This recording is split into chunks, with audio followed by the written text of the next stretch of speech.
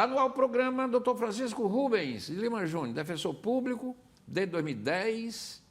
Ele, evidentemente, é graduado em Direito pela Universidade Federal, especialista em Direito Penal e Criminologia, lá pela URCA, é mestre em Direito Penal e Ciências Criminais pela Universidade de Lisboa, em Portugal, e ele é titular do Núcleo de Atendimento aos Jovens e Adolescentes em Conflito com a Lei. Já atuou no interior, Crato Farias Brito, e também já atuou na Comissão de Implementação da Autonomia da Defensoria Pública Geral do Estado do Ceará. Doutor Francisco Rubens Lima Júnior, aqui comigo. Doutor Rubens, tudo bem? Alegria. Tudo bem, Renato? Tudo bom? Prazer estar aqui. Você é muito bem-vindo.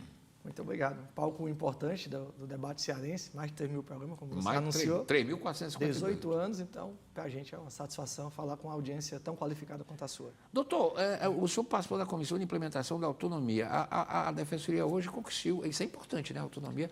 Inclusive, agora a Assembleia está se preparando para votar a LDO, e a Defensoria também tem esse papel importante de apresentar seus projetos, suas prioridades, nessa lei que vai organizar o orçamento do Estado do ano que vem.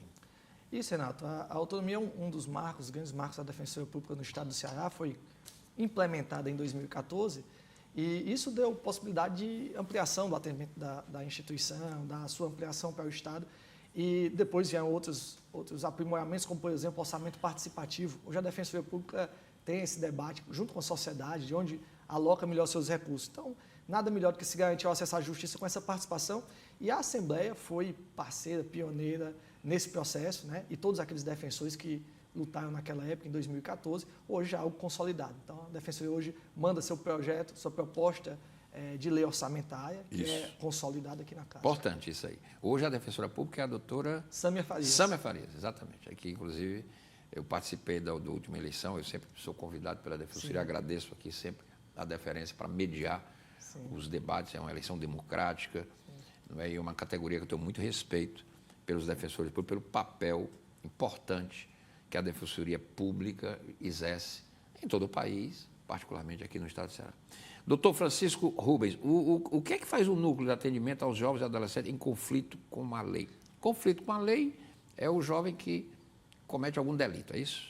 É isso, Renato. É claro que a nomenclatura, né, ela também tira alguns estigmas, e daí por isso chamar do jovem conflito com a lei, mas aquele adolescente que comete um ato infracional. O que é o ato infracional? Aquele ato análogo a um crime. Né? Hoje, se ele cometer um homicídio, mesmo assim é ato infracional? É ato infracional. A menor de Porque 18 o homicídio anos, é tirar uma vida, né? É algo algo gravíssimo. É gravíssimo, né? Deve ser responsabilizado. E nós temos que entender como o adolescente chegou a esse percurso de cometer um ato tão grave, né, disso. Então, é importante ter a intervenção estatal, e é nesse momento que existem as medidas socioeducativas. Então, as medidas socioeducativas, ela tem um caráter muito amplo, que é pedagógico, que é sim de responsabilização, porque nós não podemos deixar de esse adolescente levar a reflexão pelo ato grave que ele cometeu. Para quê? Para que ele possa sair desse ambiente de criminalidade, de violência, e possa ser útil à sociedade, à sua família e reparar os maus que ele fez. A Defensoria Pública, ela tem, na atuação na infância, principalmente aqui em Fortaleza, 3 núcleos. Nós temos um só protetivo, Renato, que é o NADIGE. Então, ele atua na proteção, na defesa de crianças, no acolhimento institucional, nas matérias hoje de saúde relacionadas à criança, tudo que for relacionado à infância, nós temos um núcleo só de proteção à infância, que faz esse acompanhamento nos acolhimentos, na cidade toda. Nós temos o meu núcleo, que é o NUAJA, que é esse núcleo que atua só com os adolescentes em conflito com a lei. E temos que também, é lá naquele complexo que fica, inclusive, lá na delegacia do doutor Manuel Clístenes. Exatamente. O doutor Clístenes há muitos anos é titular da vara de execução da infância. É um grande amigo aqui do programa e um grande colaborador. Um grande parceiro nosso, diariamente, alguém que tem um olhar muito sensível para esse assunto e com muito conhecimento. Né? Isso. O NUAJA funciona exatamente no núcleo de atendimento integrado. Esse núcleo, Renato, é preciso que a gente diga, tem também que falar as coisas boas, né? É uma referência nacional, porque ele consegue agregar todas as instituições que estão dentro do sistema socioeducativo, que lidam com esse tipo de adolescente. Então, nós temos a Delegacia da Criança e do Adolescente, nós temos a Defensoria, o Ministério Público também da Infância, o Judiciário da Infância e também os serviços do município, né, e da própria Superintendência do Atendimento Socioeducativo. Então, esse adolescente que é apreendido, que comete algum ato infracional, ele recebe todos esses serviços no mesmo espaço. Então, os prédios são vizinhos, são contíguos, e a gente consegue dar uma plena assistência e, se for o caso, realizar, inclusive, a audiência desse adolescente no mesmo dia ou já no dia seguinte, como determina o ECA. Então, a gente consegue ali, de fato, implementar uma política efetiva de atendimento integrado entre as instituições e dar a melhor solução para cada um dos casos. Tem casos que é um conflito mais simples, né, de ameaça, ou um conflito, às vezes, originado na escola, algumas coisas que podem ser resolvidas rapidamente. Esse adolescente, para que não seja retirado, né, do seu ambiente e da sua comunidade, ele vai ter uma intervenção mais rápida dessas instituições. Então, a gente pode dizer que no estado do Ceará nós temos um equipamento modelo, inclusive recebemos aí muitas instituições do Brasil todo para acompanhar, né, o funcionamento desse núcleo de atendimento integrado. A parceria entre as instituições e que mostra, Renato, que é possível sim fazer política pública de uma forma articulada, em rede, de forma muito positiva. Doutor Francisco Rubens aqui, defensor público. Doutor, vamos aqui, para que o nosso público compreenda, o nosso ouvinte. Sim.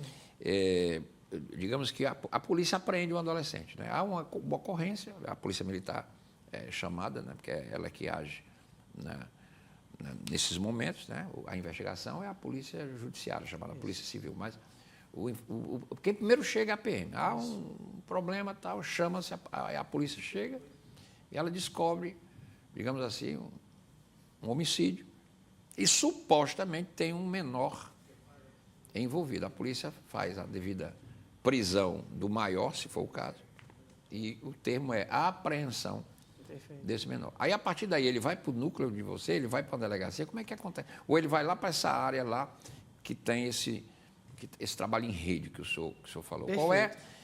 A polícia, o menino se identifica, ele é um menor, ele tem 16 anos, por exemplo, uma hipótese. Então, evidentemente que ele não pode ser levado para uma delegacia de polícia. Isso. Ele é apreendido e é levado lá para... Isso. Como é que funciona isso na prática? Isso, Renato. Na prática, o que acontece, né? Esse adolescente é apreendido pela polícia, normalmente a polícia ostensiva que chega ali na hora de uma ocorrência grave como essa, a polícia militar. Polícia militar. E ele é levado imediatamente para a delegacia de polícia. Ali o delegado de polícia, na DCA, que é uma delegacia especializada, claro, com a comunicação aos familiares. O delegado da criança ou do adolescente. Isso, ele é especializado nisso. Tem uma delegacia própria para isso. O adolescente ele não pode ficar junto com maiores, tem que ficar no local separado. Então, a delegacia tem toda a estrutura nesse núcleo para receber. Ele é ouvido, a família também deve estar presente. E, nesse momento, se for um caso grave desse, constatado indícios de autoria e materialidade, ele é levado para a oitiva do Ministério Público. Também, nesse momento, ele passa a ser ouvido pela equipe técnica do município, assistente social, psicólogos, para ver a situação escolar. E o Ministério Público vai ouvi-lo para promover a ação penal, se for o caso. No caso, a ação infracional. Então, certo, ele vai representar ou não esse adolescente. Vamos supor outros... Se houver um homicídio e tiver realmente prova de materialidade e a própria confissão, sim. Essa confissão ela tem que ser feita na presença de quem, doutor? Ela pode ocorrer nesse momento inicial, mas ela pode... O momento adequado... Ele confessa ao delegado. Pronto. O delegado prepara o documento e envia para o Ministério Público. Começa a juntar as provas, as provas ali, ouve as testemunhas que existiam no local e encaminha aquilo imediatamente ao Ministério Público. Ele é ouvido, é preparado um relatório... Lá também tem um... Lá tem um núcleo do Ministério Público também. Tá. Ele é ouvido por uma equipe psicossocial do próprio município, que vai conhecer quem é aquele adolescente, né? Por que ele cometeu aquele ato, se ele é primário, se não é, se ele está relacionado... Se ele tem antecedentes. Se tem antecedentes, se está relacionado a alguma organização criminosa ou não. Então, ele faz um relatório, um estudo sobre aquele adolescente. Ele imediatamente, Renato, normalmente no dia seguinte, né, que todo esse procedimento, ele já é levado à audiência.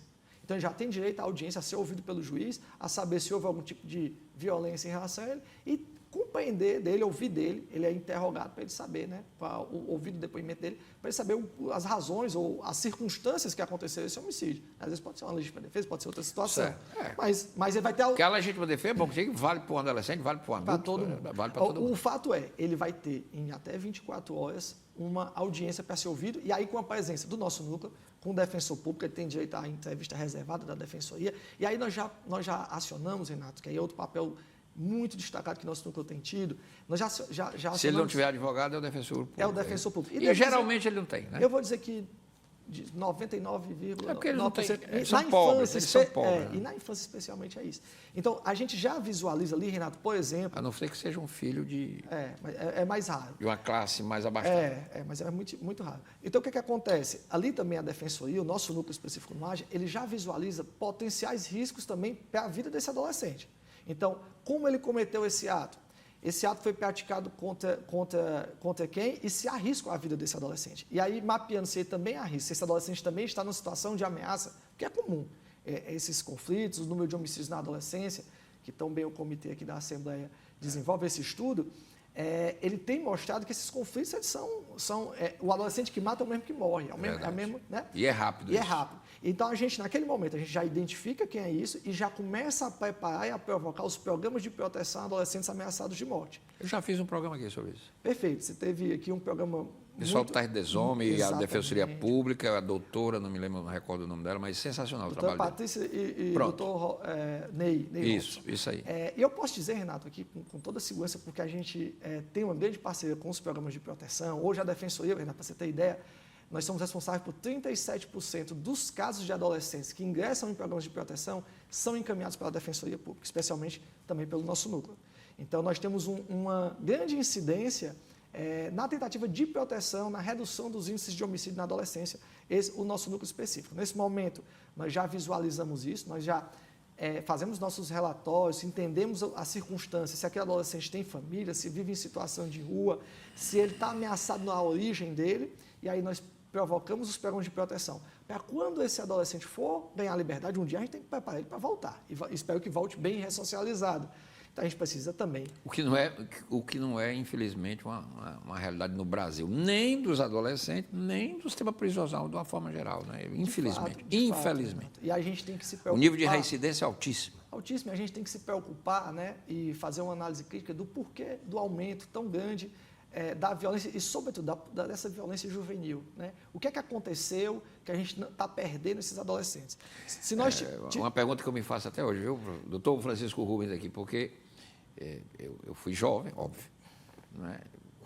Andei muito nessa cidade, eu adoro Fortaleza, e na minha época de juventude, violência sempre existiu, mas não tinha isso. Esse grau, né? Esse grau de perversidade. Não tinha esse grau de perversidade, não tinha esse grau de empoderamento, que eles usam muito isso, um menino de 15 anos com uma pistola na mão. Não tinha isso, quer dizer, a gente saía de Fortaleza, da Praia de Iracema, a pé, porque a gente era estudante, não tinha dinheiro para pagar, não tinha mais Corujão, e a gente vinha a pé, ali para a região ali do Benfica, da Gentilândia.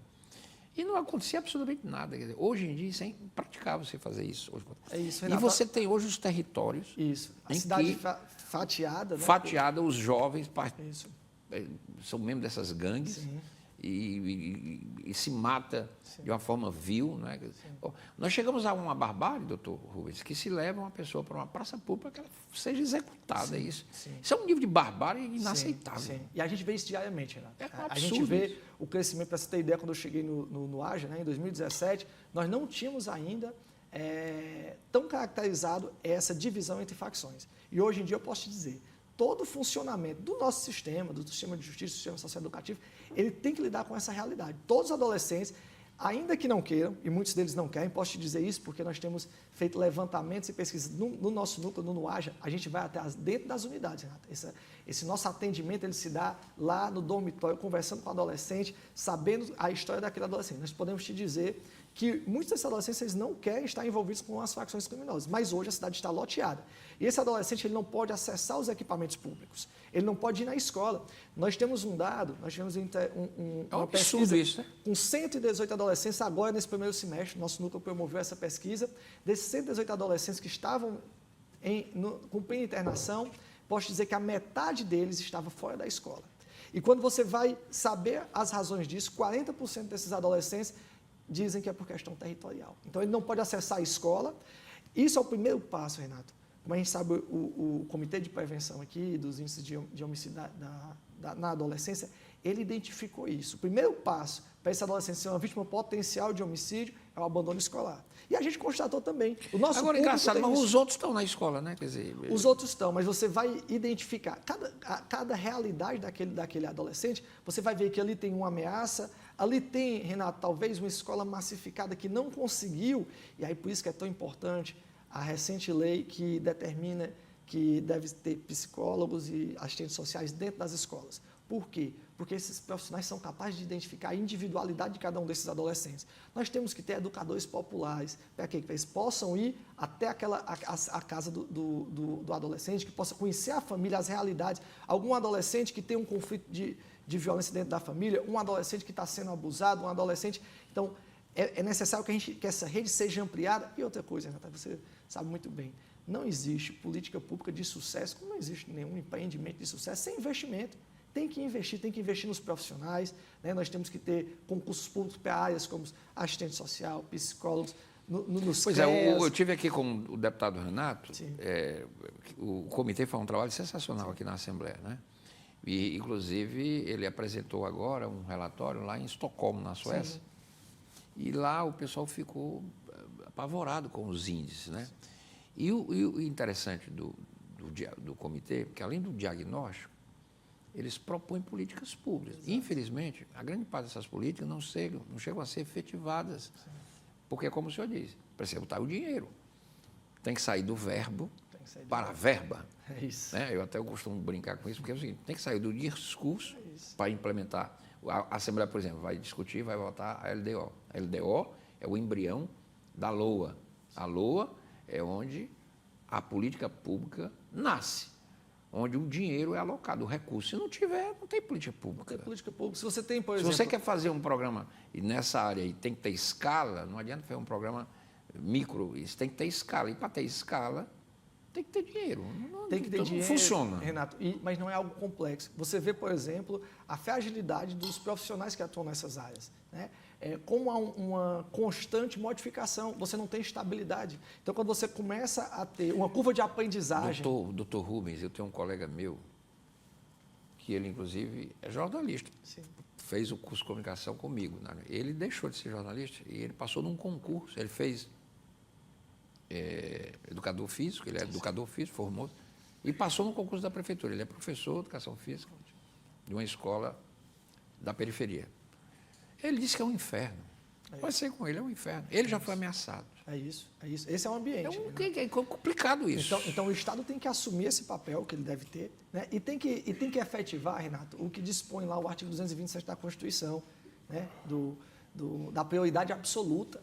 A infância tem que ser tratada com prioridade absoluta. A gente não vai conseguir, nem a médio prazo, nem a longo prazo, né? O enfrentamento da violência se você não tiver investimento nesse menino na base. Todos esses adolescentes que cometem atos infracionais... Nós estamos enxugando gelo, doutor. Estamos enxugando gelo. Por quê? Porque nós estamos indo para o final. O investimento é aqui e é algo matemático, é algo comprovado cientificamente. Se você tem investimento em educação, se tem uma assistência, agora não é uma educação qualquer, uma educação bancária, onde se massifica isso. Não, a compreensão do que é cada criança, da importância da primeira infância, da importância do adolescente, da dificuldade que é a vida desses adolescentes nas nossas periferias. E o nosso grande desafio, Renato, é isso, é instigar, e o NOAJA e a Defensoria funciona muito como isso. Como a gente pode captar toda a vulnerabilidade que chega até nós, que nós somos a porta de entrada para todas essas questões. A mãe que chega chorando, aquelas famílias que chegam, Renato, no nosso núcleo com a roupa do corpo. Doutor, acabei de ser expulso de casa, tinha 20 minutos para pegar minhas coisas. Já pensou? Isso é comum, infelizmente. Né? Nos conjuntos, muitas vezes acaba de receber uma casa. Acaba de receber, então as famílias não têm paz. Né? E é preciso que a gente, né, que tem essa possibilidade, que recebe essas demandas, passe a provocar, a trazer debates, a questionar esse modelo que nós temos aqui. Não apenas de responsabilização, mas ir lá para a origem. Né? E os dados mostram que é isso. Há um momento de evasão escolar. Esse adolescente não se sente motivado a ir para a escola por várias questões econômicas, como eu disse aqui, de conflito territorial e tudo mais. E, a partir dali, ele passa a ser um alvo fácil para as facções. Um menino que está na rua, um menino que, às vezes, Renata, a gente também tem outra pesquisa que a gente vai consolidar os dados ainda este mês, que fala da questão da saúde mental. Esse menino, normalmente, ele tem alguma questão de saúde mental e que, se ele fosse da classe média, ele teria toda uma assistência. mas como é lá da periferia, na rede pública, ele não tem Tem um estudo que vocês estão fazendo? Nós fizemos um levantamento, Renato, com aproximadamente 120 adolescentes só dentro do sistema socioeducativo, e nós vamos apresentar no final deste mês, só sobre a questão da saúde mental. Com menores que estão em Com privação de liberdade. Sim. Então, nós estamos sabendo como é a questão do adoecimento mental, porque nos nossos atendimentos, dentro das unidades, nós percebíamos muita questão de saúde mental, quase... Aí não poderia dizer com números, né? 40%, 20%, 80%. Mas que tipo de doença mental? Você vai de esquizofrenia a borderline, a situações diversas. Nós temos, Renato, infelizmente... O pânico, né? Pânico, tentativa de suicídio. É comum nós termos tentativa de suicídio. Falta de perspectiva. Né? Falta de perspectiva. E a gente quer identificar a origem disso ou o quanto também a privação de liberdade nessa fase é adoecedora. Então, eu vou poder dizer, esses meninos adoeceram depois de entrar no sistema ou antes de entrar no sistema. Nós estamos mapeando isso. Quando você já tinha alguma passagem, já tinha algum indício, já tinha frequentado um CAPS, tomava remédio, ou isso passou a ser depois de entrar no sistema. Nós temos os dois cenários. Nós vamos poder dizer isso com números. Né? Então, identificar esse adolescente, que normalmente é um adolescente que tem alguma questão que mereceria um acompanhamento, ele sai da escola porque ele não consegue acompanhar, e ele passa a ser o alvo número 1 das organizações criminosas. E aí, Renata, a gente também está trazendo um outro debate muito interessante da Defensoria, provocando o Judiciário nesse sentido, que é o cumprimento da Convenção 182 da OIT, a Organização Internacional do Trabalho. O que é isso? O que é isso? Essa convenção, Renato, e o que o Brasil é signatário, ele se compromete a trabalhar contra as piores formas de trabalho infantil. E dentro dessas piores formas de trabalho infantil foi identificado que o tráfico de drogas é uma delas. Então, as grandes organizações criminosas, que lucram milhões, bilhões com isso, ela usa uma mão de obra infantil como trabalhador. Esse menino está sujeito a salários que a gente pode chamar baixíssimos, salários baixíssimos, a jornadas de trabalho extenuantes, 8, 10, 12 horas. Isso não é nem trabalho, né? Quer dizer, porque é crime, né? É crime, mas o que é que nós temos que compreender? E essa é a visão que nós queremos fazer nesse debate. Esse adolescente, com 12, 14, 15 anos que seja, que está traficando, ele não é alguém que deve ser estigmatizado, ele não é um criminoso, no sentido mais simples da palavra. Ele é alguém que está sendo explorado. Então, nós temos que ter uma visão protetiva e não de responsabilização. Mas ele é criminoso, não pode tirar essa... Ele é criminoso, há uma contradição. Na forma da lei, ele é um traficante. Ele participa do sistema do tráfico. Esse é o paradoxo do nosso ordenamento jurídico. Como é que o Brasil diz que esse menino é uma vítima, e ele ratifica uma convenção internacional da Organização Internacional do Trabalho, e, ao mesmo tempo, a justiça infracional responsabiliza uma vítima? Imagina isso? Esse é um paradoxo. Então, ele é um criminoso, Na medida que ele descumpre o ordenamento legal, ele é um criminoso. Mas se ele matar alguém, ele é um homicida. Se ele matar alguém, ele é um homicida. Mas se ele pratica... Tem como dizer que ele é vítima. Mas o Brasil, vítima é quem morreu. Isso, mas o Brasil admitiu, ao ratificar essa convenção, e a convenção, Renato, como ela defende direitos humanos, ela tem um quórum qualificado. Essa convenção, ela tem força, inclusive, super legal. E como tendo força super legal, ela está acima, inclusive, da lei do tráfico. Doutor Francisco Rubens aqui, ele é defensor público, 34 anos do Estatuto da Criança e do Adolescente, que, como eu disse na abertura do programa, é um documento importante. O Brasil construiu uma política pública que não está acabada. Tudo que o doutor Francisco falou aqui é uma prova em conteste, que tem muito fio solto aí nessa questão. E há muita discussão sobre a questão do ECA, a discussão de maioridade penal no Brasil. É uma série de questões. Eu conheço, por exemplo, um juiz que atua nessa área e que acha que é preciso tratar igual os iguais, desigual os desiguais. O que é que ele quer dizer com isso? Existem menores infratores que devem ter todo o olhar, mas tem uns que já extrapolaram todo tipo e já passaram de todos os limites aceitáveis. E não seria aceitável, por exemplo, uma pena de privação de apenas 3 anos no máximo. É uma série, doutor Rubens, de discussão. Quer dizer, é tanto que tem um caso no Brasil, famoso, aquele famoso Chapinha, né, que está encarcerado há não sei quantos anos, porque se entende que ele é um perigo à sociedade. Hoje ele não é mais nem menor, ele já é de maior, mas o crime que ele perpetrou foi um negócio tão hediondo. É verdade. Quer dizer, ele, infelizmente, ele virou uma mente criminosa. É verdade. Óbvio que isso tudo foi por uma infância problemática, claro, mas o fato é que ele se tornou, infelizmente. É verdade. Infelizmente. É aquilo, né? A gente não pode chegar a novos resultados, né? Não, se a gente continuar mantendo os mesmos erros. Pronto, você tem razão. O senhor tem razão quando a gente precisa ir então, lá para a base. Esse caso que você tem puxa, um caso emblemático, um caso emblemático. Ele esconde, na verdade, um outro fator. Né? Quantos adolescentes nós tiramos um futuro e de potencialidade, nós castramos esses adolescentes, ao nós termos um sistema tão punitivista e que colocou esse adolescente à margem de qualquer situação, à margem da sociedade. Hoje nós estamos aqui para debater os 34 anos do ECA, e eu deveria dizer, né, se seria um momento de comemoração, ou eu diria que reflexão? Não. Na verdade, mais do que isso, é de muito trabalho. É de muito trabalho, porque nós temos 34 anos de uma legislação que, como você citou no começo do programa, era sim inovadora, né? Era sim garantista, protetiva, mas eu pergunto, o que nós fizemos nesses 34 anos? São quase 3 décadas e meias perdidas pelo poder público, porque nós tivemos um aumento da violência juvenil, né? Quantas crianças ainda hoje... O crime avançou na juventude. Hoje faz parte dessa grande operação do crime. Eles lucram com esses adolescentes, né? O conflito armado. Na verdade, nós fracassamos. Né? Nós fracassamos. Então, 34 anos, na verdade, não somente de reflexão, mas de muito trabalho pela frente. Nós temos que dar um outro sentido a essa adolescência, né? E a infância. E se não tiver uma intervenção estatal? E se outra coisa... Nós precisamos dar cumprimento e efetividade à Constituição. Ou nós não acreditamos nesse Estado, nesse país, né? A Constituição diz, é prioridade absoluta, cabe ao Estado, à comunidade, às famílias, ter uma intervenção na vida desses adolescentes. A responsabilidade é solidária, é coletiva de todos. E é preciso, como você disse, sair do discurso, ir para a prática, políticas e efetivas. E só se faz com dinheiro. Só se faz com dinheiro. Não tem conversa. E nós podemos dizer, o caminho... É bem apontado por algumas instituições, há trabalhos exitosos, aí eu falei aqui do núcleo de atendimento integrado, nós temos um modelo, eu falei que nós temos 3 núcleos, esqueci de comentar sobre o CJR, que é o Centro de Justiça Restaurativa, que nós pegamos alguns adolescentes que cometem algum tipo de ato infracional mais leve. Onde é que o Conselho Tutelar entra nisso aí? O Conselho Tutelar ainda é importantíssimo, ele é quem está na rua, ele é quem executa, mas é preciso dar estrutura a esse pessoal. Como é que o cara está na rua, ele tem que ter carro para trabalhar, ele tem que ter uma equipe, porque... Pense, você acompanhar toda a cidade, né? E as questões mais complexas, Renata. Aqui nós não estamos lidando com questões simplórias, não. Cada caso é um caso muito complexo, que se debruçam várias instituições.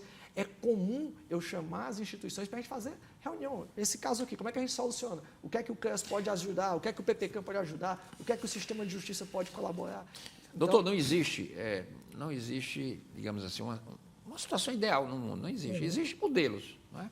E a gente é bom que a gente compare alguns. Por exemplo, o Reino Unido tem o seu modelo, a Alemanha tem um modelo muito interessante de acompanhamento da questão de adolescentes em conflito com a lei, que funciona melhor do que aqui, porque eles têm uma estrutura... Primeiro, é um país menor, tem isso. E segundo, eles têm uma estrutura em que o conselheiro acompanha aquele adolescente, se ele está indo à escola. Se ele não vai à escola, a direção da escola comunica. E imediatamente o Estado vai saber o que está havendo. Quer dizer, o Estado está ali para proteger, puxar ele, para não deixar que ele vá para o lado de lá, vem para cá. Os Estados Unidos também tem alguns estados, que lá tem uma realidade muito diferente, cada um dos 50 estados. Mas tem uma coisa, no Brasil a gente precisa... Meninos estão abandonando a escola. Por que esse menino está abandonando? Tem que saber por quê. Exato. O Conselho Tutelar tem que ir lá. O Estatuto tem que olhar esse menino, porque se ninguém cuida... Quando vai cuidar, esse menino está com a arma na mão fazendo... Então, quer dizer, nós estamos perdendo a juventude para o crime neste país. É verdade, Renato. E é um absurdo. Qual a grande questão, né? O ECA está aí, está estabelecido as normas, e são muito boas, não precisa de alteração. Nós temos um ordenamento muito bom, mas o direito é um espaço em constante disputa. Também o ECA de 1990, ele precisa ser enfrentado, cada conquista, cada vitória, cada implementação de política pública é diária. Nós podemos ressaltar aqui, você falando desses países e tudo, mas vamos lembrar que a desvinculação das receitas para a educação e para a saúde estão sendo discutidas no Congresso. É verdade. Então, a partir do momento que a gente fala que tem que ter investimento, por outro lado está um Congresso, né, desconsiderando todo esse nosso debate. Por outro lado, também toda tem um Estado que gasta mal também, que precisa gastar melhor também. Tem que gastar melhor também. Nós temos que porque pensar, o dinheiro é finito, né? Exato. Nós temos que pensar, o investimento de segurança pública, Renato, ele só deve se dar lá na Secretaria de Administração Penitenciária ou na Secretaria de Segurança Pública? Não. E por que não? que a gente nem tem, né? Se tivesse uma Secretaria da Infância e Juventude, por que nós não investimos isso? Qual é o orçamento que nós destinamos às crianças do nosso Estado? Estado? Até se cria, o doutor Francisco, mas vá ver o orçamento. Vá ver o orçamento. É um pouco de fachada. Então pegando no papel, o que é que nós estamos investindo na Secretaria de Administração Penitenciária e na Secretaria de Segurança Pública? O que é que nós estamos investindo nas crianças efetivamente no país? Basicamente só investe em policiamento. É policiamento. Então, assim, é claro que isso nós temos que ter... enfrentamento. Que temos que ter um enfrentamento com inteligência, com otimização de recursos, equipamentos, com valorização desses profissionais, em alguma medida, mas a gente não pode ficar retardando isso. Já são 34 anos, Renato, dessa política, porque hoje tem que ser hoje. Nós chegamos em 34 anos e o pior... Daqui a 34 anos, eu espero estar conversando com o senhor e que isso tenha mudado. Porque se a gente vai estar fazendo a mesma coisa. A mesma coisa. São 34 anos perdidos e de investimentos, que a gente sempre foi um investimento na segurança pública, lá na ponta, e não em compreensão de que o bem-estar da coletividade, porque isso não interfere só na vida do adolescente, interfere na nossa vida, Renato. A cidade hoje, o Estado, o país vive esse cenário de violência e violência juvenil. Né? Doutor Francisco Rubens, esse livro foi organizado pelo senhor, pelo o Wagner, inclusive, que é seu colega, esteve aqui. Eu achei muito interessante a iniciativa dele como defensor, porque um adolescente foi flagrado pela Câmara, quebrando. Ele quebrou 3 cadeiras do Castelão, num conflito aí de jogo, Ceará e Fortaleza. Então. E ele em clássicos, tem lá, funciona uma delegacia com o Ministério Público, com a Defensoria. E esse menor foi levado, etc.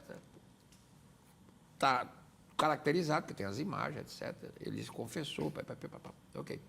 Foi levado, ele já tinha antecedência. Sim. O juiz queria, inclusive, adotar uma pena de privação de liberdade. Eu achei muito interessante, porque a Defensoria Pública, através do doutor Wagner, disse, meritíssimo, pegar esse jovem que acabou de...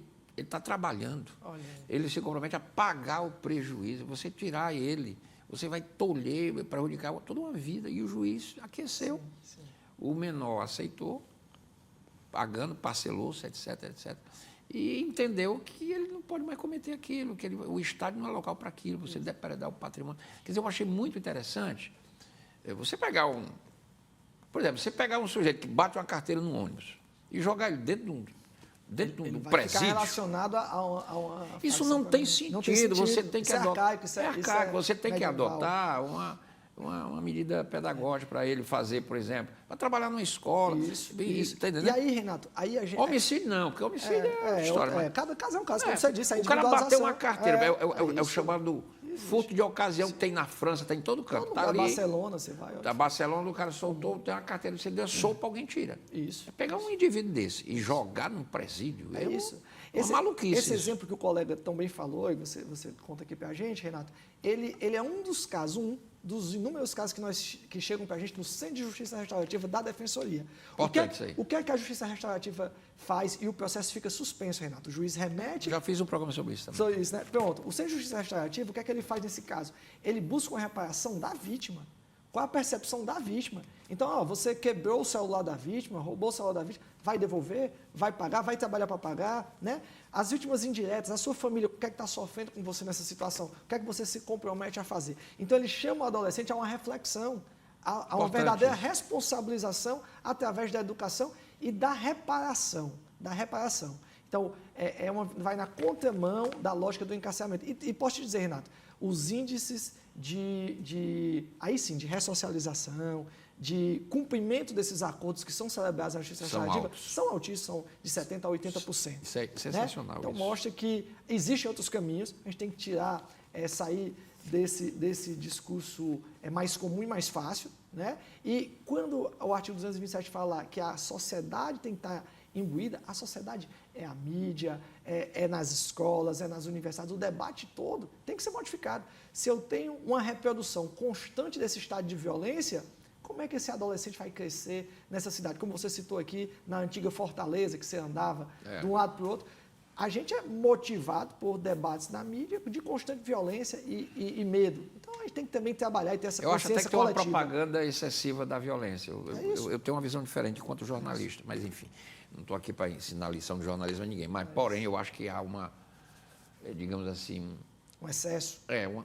Se joga muita combustão. Exato. Né? Até de uma forma inapropriada, eu acho. Isso já é dinheiro, já é recurso, já um estado de coisas que reflete no dia a dia que a gente vive, né? Nesse ambiente. Até que cria, inclusive, esse tipo de matérias repetidas, você faz um estereótipo de algumas comunidades de Fortaleza, como se ali não tivesse pessoas boas, pessoas trabalhadoras, como se todo mundo ali vivesse, não é Não bem é a assim. realidade. Não é a as realidade. pessoas vivem. Mas, doutor Rubens, a proteção digital também é um desafio, porque nós estamos num período, porque hoje nós temos os predadores sexuais, enfim, é preciso cuidado com as mídias. Certeza. O mundo é digital. Sim. E está todo mundo com o celular na mão, inclusive os jovens e adolescentes. É isso, Renato. A gente trata de um público, quando fala de criança e adolescente, um público muito vulnerável, né? Ainda com a incapacidade de discernimento sobre tudo isso, né? Então, esse nosso público, ele chega até ele muitas informações e, infelizmente, né, nem sempre as melhores informações, as informações com mais qualidade. A internet traz algumas vantagens, possibilita o acesso a muito conhecimento, mas, claro, se isso não for devidamente administrado, né, pelos pais, pelos responsáveis, né, por aqueles adolescentes, Renato, que a gente tem que chamar muita atenção, que estão nos acolhimentos, né, aqueles adolescentes que estão em situação de rua, que tiveram a destruição do poder familiar. Esses adolescentes, eles estão sujeitos a tudo isso e precisam desse acompanhamento. Então, investimento também nos acolhimentos, na questão da violência, é muito que está sob a influência para essas crianças, é muito importante, né? Legal. Eu estou aqui com o livro inclusive com a participação de defensores públicos de todo o Brasil. Exato. Que tem, inclusive, o relato aqui de ação direta de constitucionalidade, que, inclusive, reconheceu o direito da Defensoria Pública, a legitimidade, né, em algumas questões importantes na defesa dos direitos difusos e também dos direitos de crianças e adolescentes. Renato, é importante. É importante porque o nosso direito é muito complexo. Renato, e o que acontece, né? A Defensoria lutou bastante para ocupar o papel que acho que a sociedade esperava dela, né? É importante você ter uma instituição que possa atuar de forma coletiva. E vocês têm um reconhecimento da sociedade pelo trabalho que fazem, pode ter certeza. A gente agradece e assim, mas também acredito que é um trabalho constante, diário, para que isso possa ser feito com excelência, Renato. Por exemplo, essa obra em específico é um debate crítico acerca de diversos temas da proteção à criança e adolescente. Dinâmico, né? Que está acontecendo. Né? Está acontecendo, trazendo debates atuais, trazendo novas perspectivas, novos olhares, porque, como eu te disse, a Defensoria Pública, ela hoje funciona como esse canal que canaliza, né, todas as demandas e as fragilidades de uma sociedade, né? É aquela instituição que o cidadão busca quando tem uma questão de falta de medicamento, ou quando foi expulso de casa, ou quando tem um litígio, ou quando precisa garantir alguma... Sem garantia de direito, nós não teremos uma verdadeira democracia. Democracia não é só votar e ser votado, não. De forma nenhuma. É o inclusão. exercício da cidadania é inclusão. É inclusão. E acho que esse é o nosso papel. A Defensoria hoje sai, Renato, daquele papel de mera atuação processual, ela vai para dentro da coletividade. Ela é uma ombudsman da cidadania. Nós temos que ter esse olhar sobre o cidadão, sobre a efetivação da condição de cidadão. Esse adolescente e essa criança, né, que estão em situação de rua, que têm abordagens de todas as formas, que são estigmatizados, eles têm a mesma condição de cidadão do que a população da classe média. Isso nós temos que nos questionar. Verdade. Eu já tive a oportunidade de ver, por exemplo, algumas abordagens na entrada de shoppings em Fortaleza de adolescentes, um pouco mais humildes ali. Opa, o que é que está acontecendo aqui? Não, porque... não é tal. Será que essa mesma abordagem é feita para os adolescentes da classe média? Será que nós disponibilizamos, a cidade disponibiliza já se estereotipa. Estereotipa. Como né? se o sujeito fosse ali para roubar. Como se fosse para Infelizmente. roubar. Então, essa mudança de visão, de compreensão de quem são esses adolescentes e do papel que nós devemos ter em cada um deles, tem que ocorrer na sociedade, né? Eu chamo a reflexão todos, né? E sei que é o espaço para isso. Doutor Francisco Rubens, muito obrigado. Ele é defensor público do Estado e é o titular do Núcleo de Atendimento aos Jovens e Adolescentes em Conflito com a Lei. A gente falou hoje e fez reflexões importantes a propósito dos 34 anos do Estatuto da Criança e do Adolescente. Muito obrigado, doutor Francisco Rubens.